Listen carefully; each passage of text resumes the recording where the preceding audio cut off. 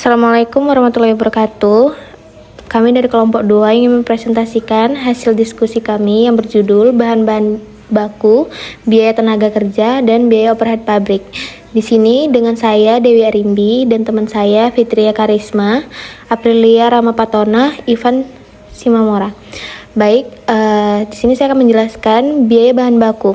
Biaya bahan baku adalah biaya yang dikeluarkan oleh sebuah perusahaan atau produsen untuk membeli bahan-bahan mentah yang digunakan dalam proses produksi. Ini mencakup biaya pembelian bahan-bahan tersebut serta biaya pengiriman atau pengambilan jika ada. Biaya bahan baku adalah salah satu komponen penting dalam perhitungan biaya produksi karena bahan-bahan tersebut menjadi dasar dalam pembuatan produk akhir. Pengelolaan biaya bahan baku yang efisien adalah kunci untuk mengoptimalkan profitabilitas dan efisiensi operasional suatu perusahaan. Sistem pembelian lokal bahan baku. Suatu prosedur permintaan pembelian bahan baku.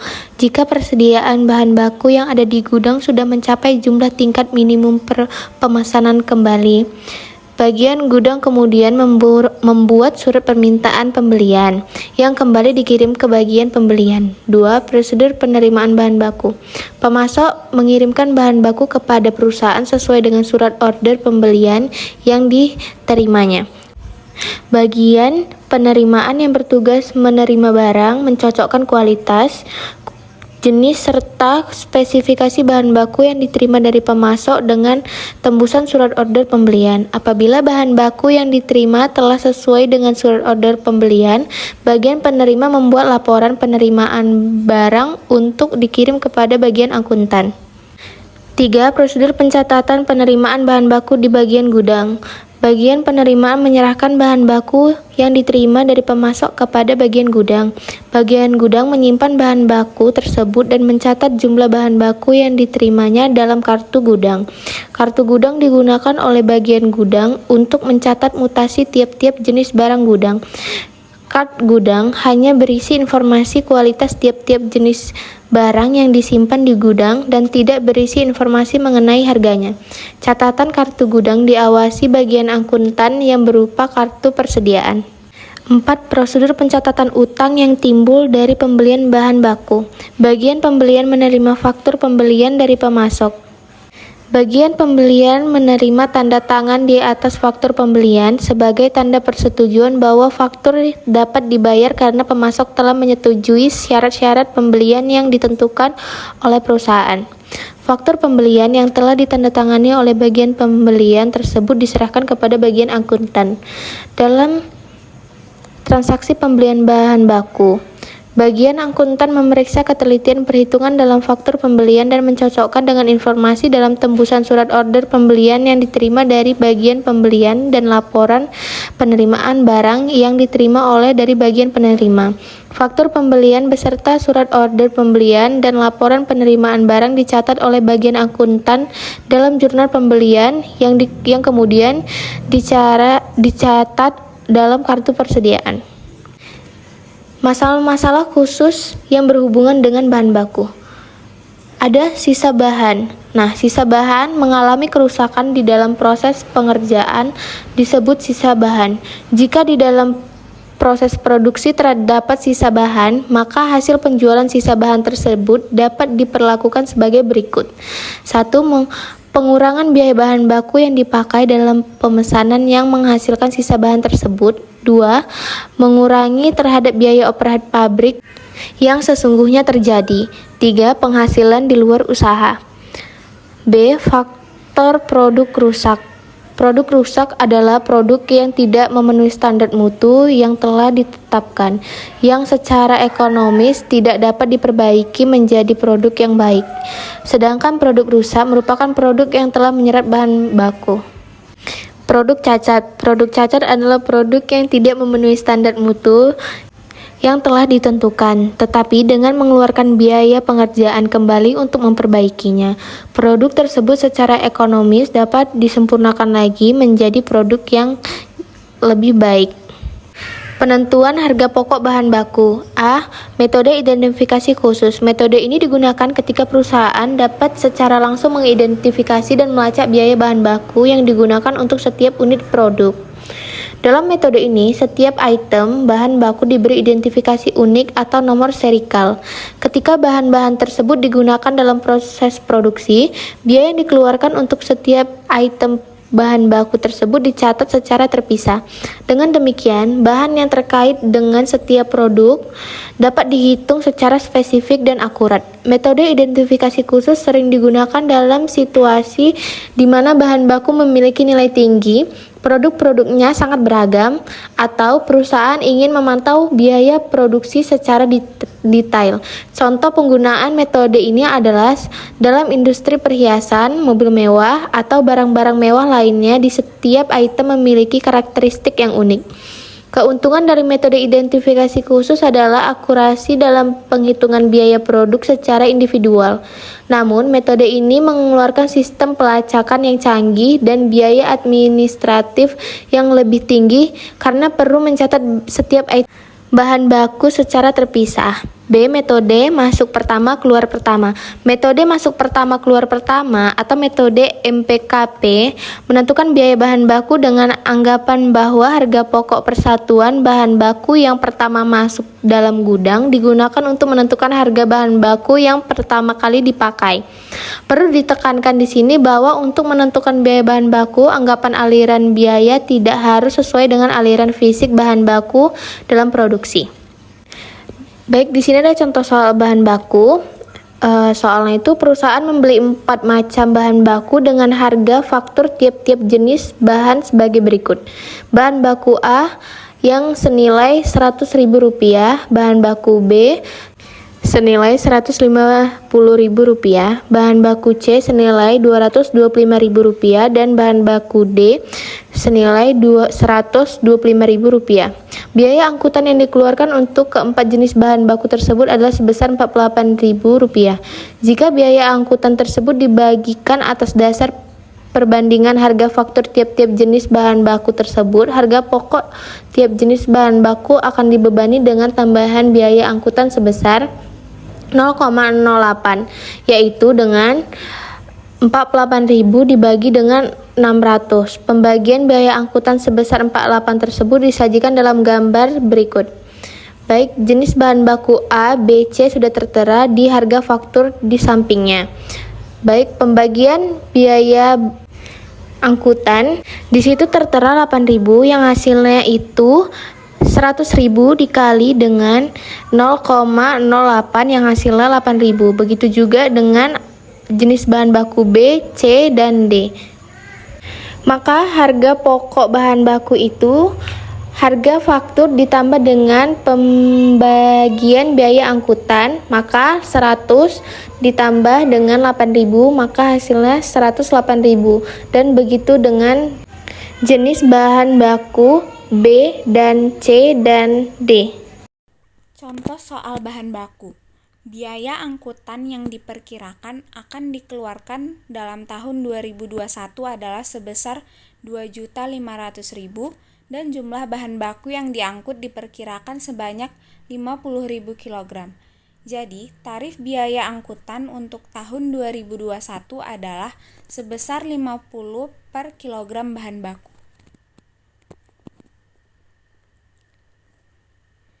Jenis bahan baku A berat 25.000 kg, harga faktur 5 juta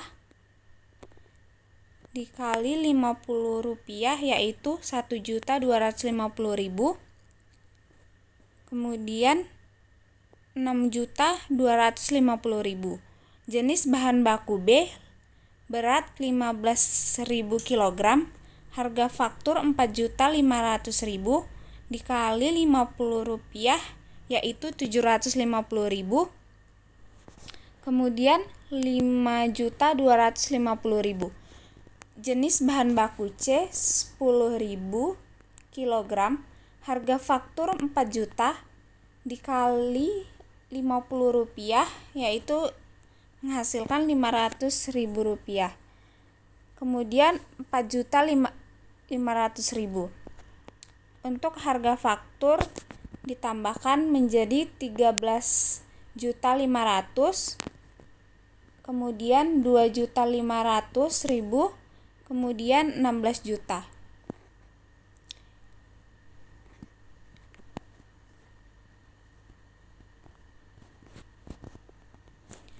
Pengertian dan penggolongan biaya tenaga kerja.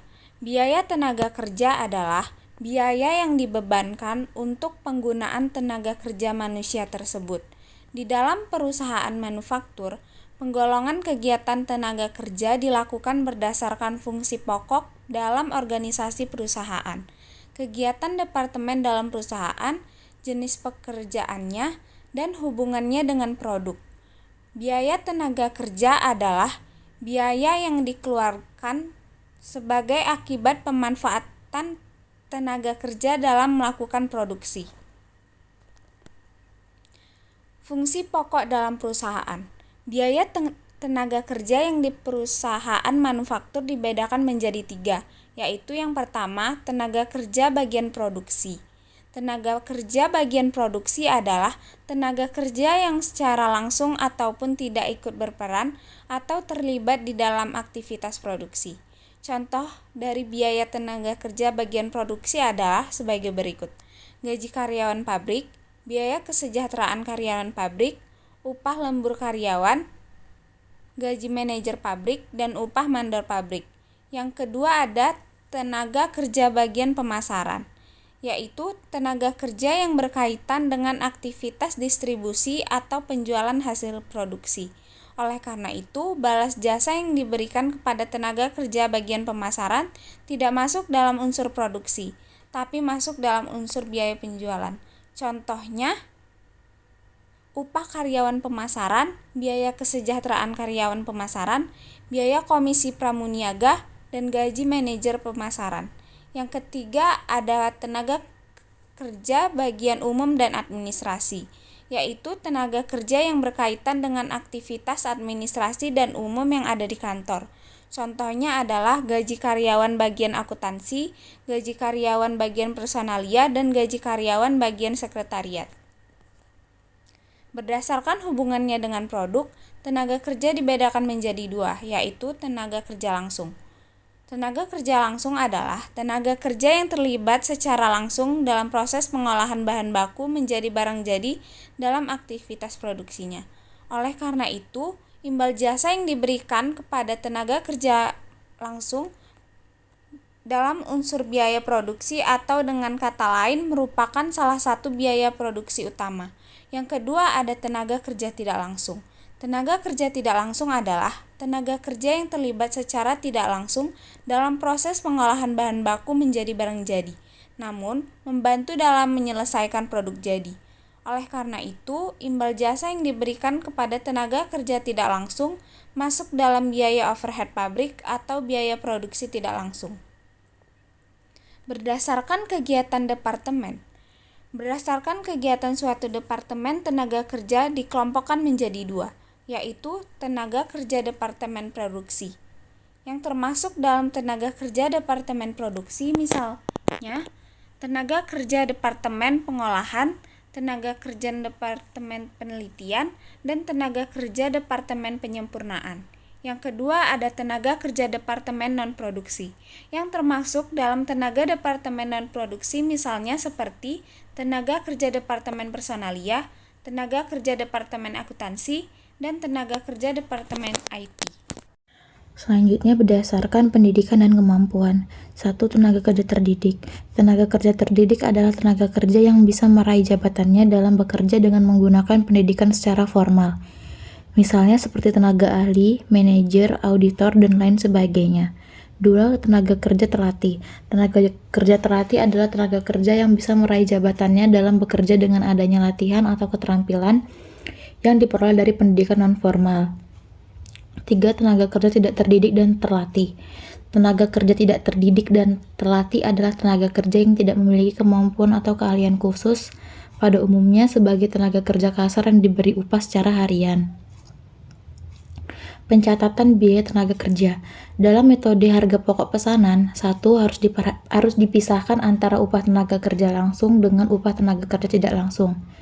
2. Upah tenaga kerja langsung dicatat dengan mendebit rekening barang dalam proses dan dicatat dalam kartu harga pokok pesanan yang bersangkutan. 3. Upah tenaga kerja tak langsung dicatat dengan mendebit rekening biaya overhead pabrik yang sesungguhnya. Pencatatan biaya tenaga kerja dilakukan melalui 3 tahap berikut. 1. Pencatatan biaya tenaga kerja yang terutang oleh perusahaan. 2. Pencatatan distribusi biaya tenaga kerja. 3. Pencatatan pembayaran gaji dan upah. Berikut contoh tenaga kerja. Contoh 1. Misalnya perusahaan X hanya mempekerjakan 2 orang karyawan, Risari Mendi dan Eliona Sari. Berdasarkan kartu hadir minggu pertama bulan April 2021, bagian pembuat daftar gaji dan upah membuat daftar gaji dan upah untuk periode yang bersangkutan. Menurut kartu hadir, karyawan Risari Mendi bekerja selama seminggu sebanyak 40 jam, dengan upah per jamnya 1.000. Sedangkan karyawan Eliona Sari selama periode yang sama bekerja 40 jam dengan tarif upah 750 per jam. Menurut kartu jam kerja, penggunaan jam hadir masing-masing karyawan tersebut disajikan dalam gambar 10.1. Penggunaan waktu kerja. Untuk pesanan 103, Risari Mendi 15 jam, Eliona Sari 20 jam. Untuk pesanan 188, Risari Mendi 20 jam, Eliona Sari 10 jam. Untuk menunggu persiapan pekerjaan, Risari Mendi 5 jam, Eliona Sari 10 jam. Dengan demikian, upah karyawan tersebut dihitung sebesar 70.000 atau 40 jam dikali 1.000 ditambah 40 jam dikali 7.500 dan didistribusikan sebagai dalam gambar 10.2. Distribusi biaya tenaga kerja dibebankan sebagai biaya tenaga kerja langsung. Pesanan 103 Risari Mendi 15.000, Eliona Sari 15.000. Pesanan 188 Risari Mendi 20.000, Eliona Sari 7.500. Dibebankan sebagai biaya overhead pabrik, Risari Mendinya 5.000, Eliona Sari 7.500. Jumlah upah minggu pertama bulan April 2021, Risari Mendi 40.000, Eliona Sari 30.000. PPh yang dipotong oleh perusahaan 15% dari upah minggu pertama bulan April 2021. Risari Mendi 6.000, Eliona Sari 4.500. Jumlah upah bersih yang diterima karyawan, Risari Mendi 34.000, Eliona Sari 25.500. Akuntansi biaya gaji dan upah atas dasar data tersebut di atas dilakukan sebagai berikut. 1.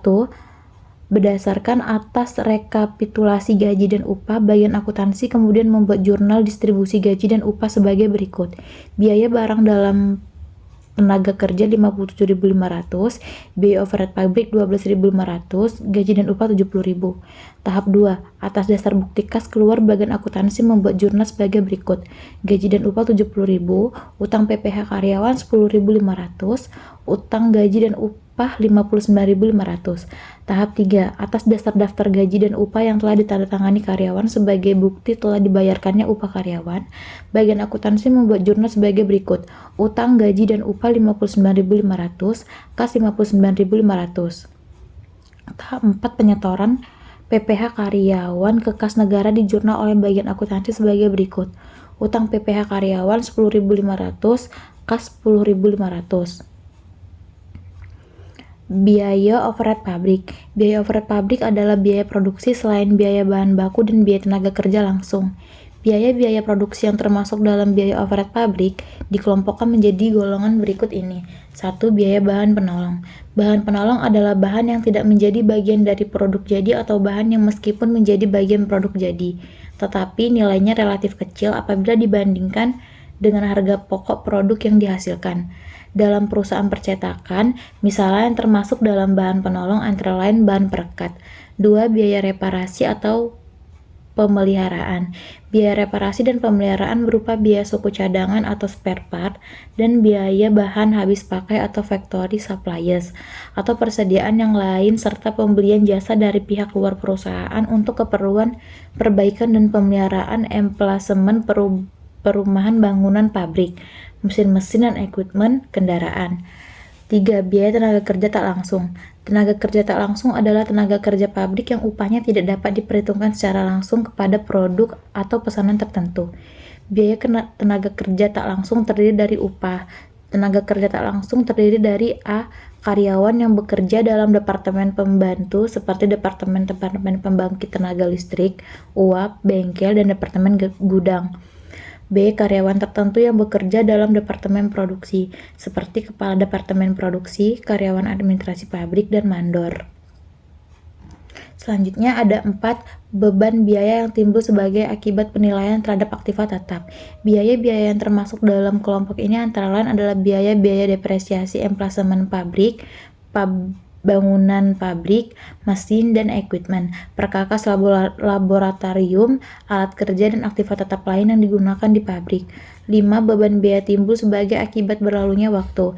Biaya-biaya yang termasuk dalam kelompok ini antara lain biaya-biaya asuransi gudang dan emplasemen, asuransi mesin dan equipment, asuransi kendaraan, asuransi kecelakaan karyawan, dan biaya amortisasi kerugian triathlon.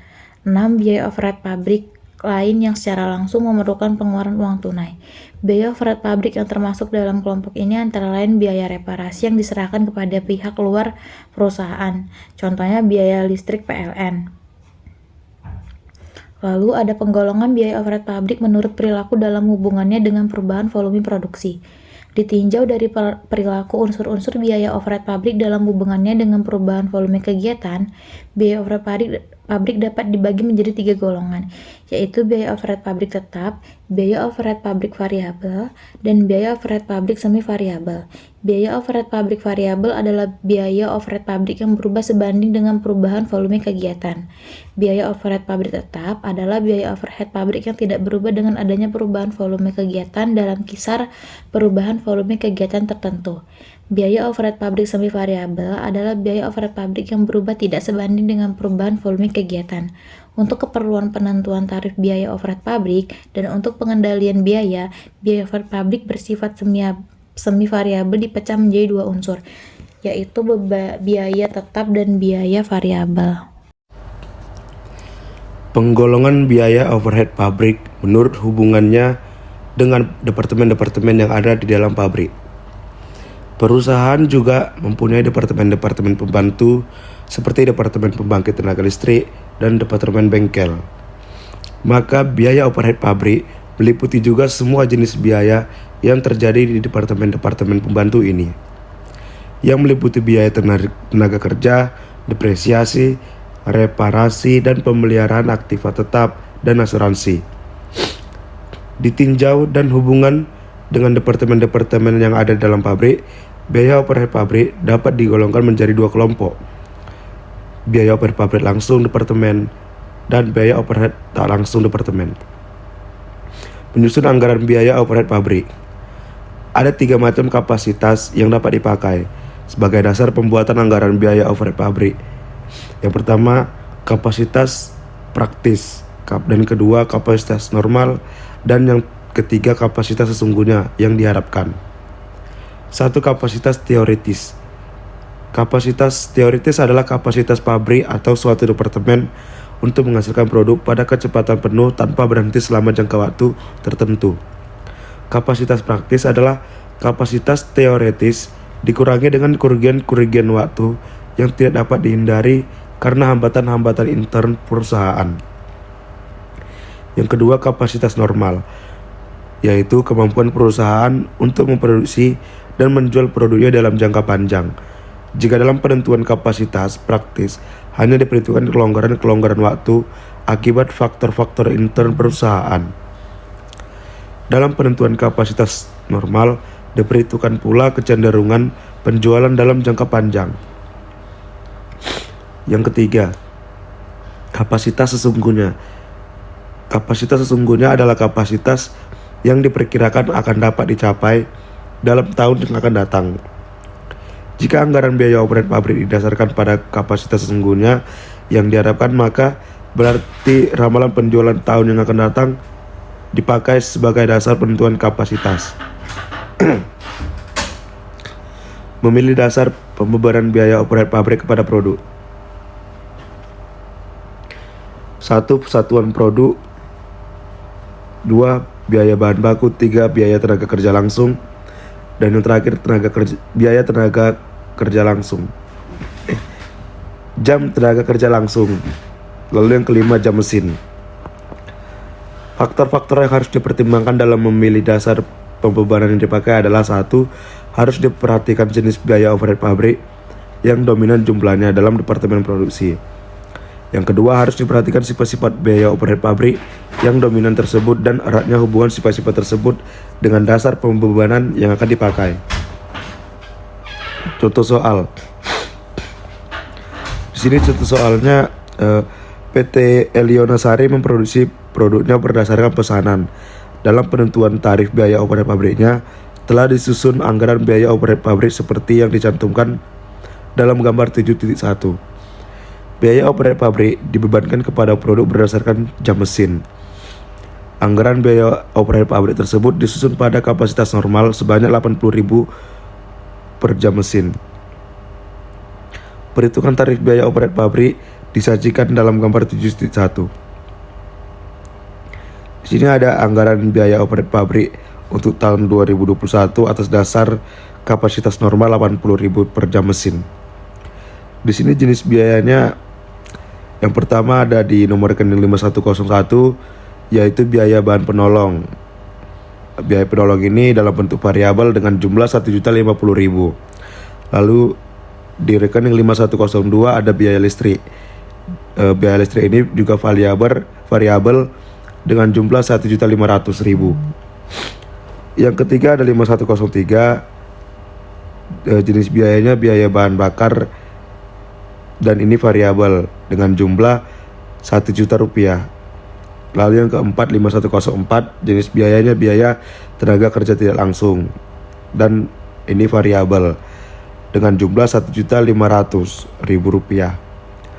Lalu yang kelima ada nomor rekening 5105 dengan jenis biaya kesejahteraan karyawan. Di sini dikatakan tetap dengan jumlah 1.500.000 rupiah. Lalu yang ke-6 ada di nomor rekening 5106, biaya reparasi dan pemeliharaan.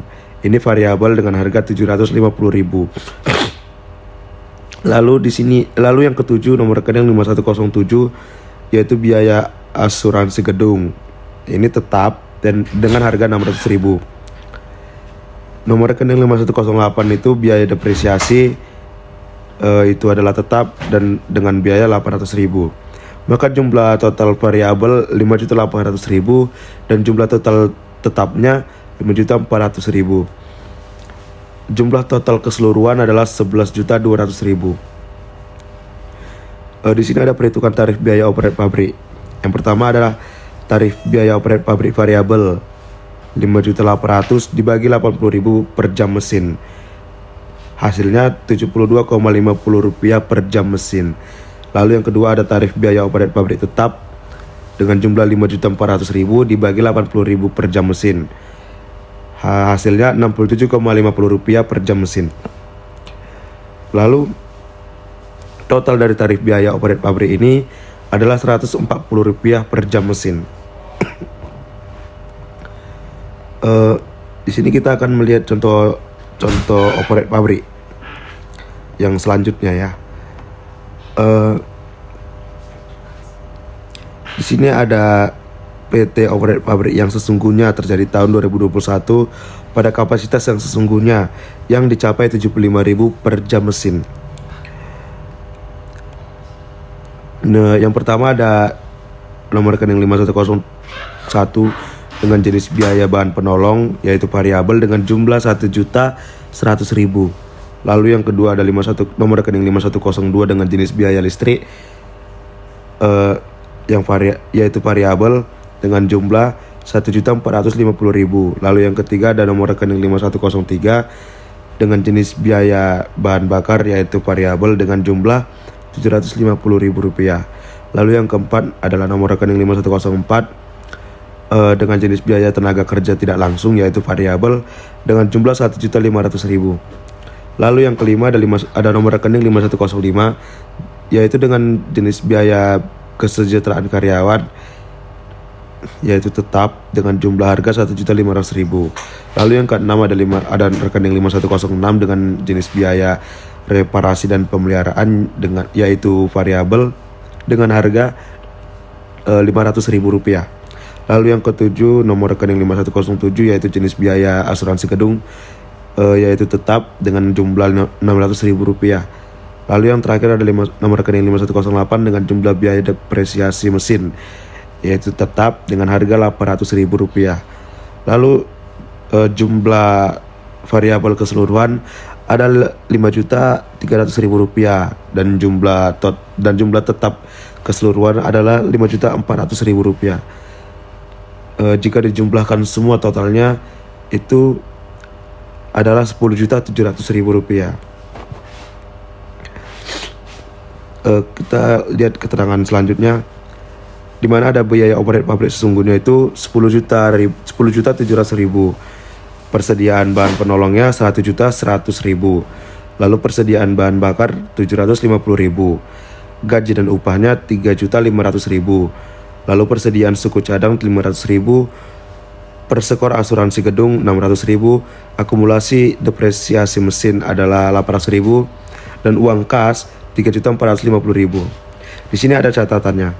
Yang pertama, biaya yang dibayar dengan kas terdiri dari biaya listrik sebesar Rp1.450.000, lalu biaya kesejahteraan karyawan Rp1.500.000, biaya reparasi dan pemeliharaan tetap sebesar Rp500.000.